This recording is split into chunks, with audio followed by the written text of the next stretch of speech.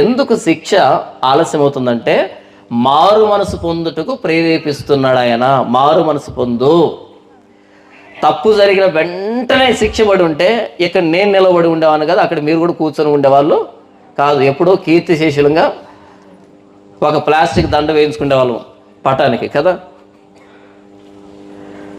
తప్పు జరిగిన వెంటనే శిక్ష రాలేదు కాబట్టి, మనం మారు మనసు పొందడానికి దేవుడు మనల్ని ప్రేరేపించాడు కాబట్టి, అలా మనల్ని వదిలిపెట్టాడు కాబట్టి నేను నిలబడి ఉన్నాను, మీరు కూర్చొని ఉన్నారు.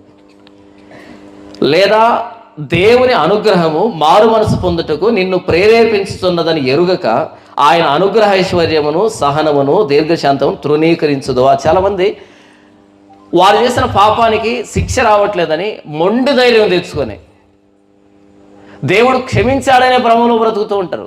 దేవుడు చూడలేదనే భ్రమలో బ్రతుకుతూ ఉంటారు. కాదు కాదు, ఎందుకు ఆయన దీర్ఘశాంతం వహిస్తున్నాడు అంటే మారు మనసు పొందడానికి నీకు అవకాశం ఇస్తున్నాడు. అనుగ్రహ ఐశ్వర్యము, దీర్ఘశాంతము,